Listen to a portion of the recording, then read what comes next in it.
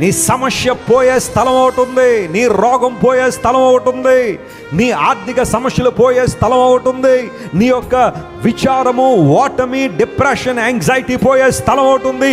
అదే నా యేసయ్య పాద సన్నిధి. రాగలవా స్థలానికి? యేసయ్య దగ్గర వచ్చే విధానం ఒకటి ఉంటుంది, కానీ వెళ్ళే విధానం అలా ఉండదు. దేవుడు నిన్ను మార్చి పంపిస్తాడు, నేను స్వస్థపరిచి పంపిస్తాడు, నీకు విడుదలిచ్చి పంపిస్తాడు, తన అభిషేకం నీకు ఇచ్చి పంపిస్తాడు, తన రాజ్య విషయాల్లో ఆసక్తి ఇచ్చి నిన్ను పంపిస్తాడు. యేసయ్య దగ్గరికి వచ్చే విధానం ఒకటైతే తిరిగి వెళ్ళే విధానం మరొకటి. చప్పట్లు కొట్టి ప్రభువును మహిమపరచండి. హల్లెలూయా. ఈరోజు నువ్వు ఏ కొరతతో ప్రభు దగ్గరికి వచ్చావు, ఇట్ డజంట్ మ్యాటర్.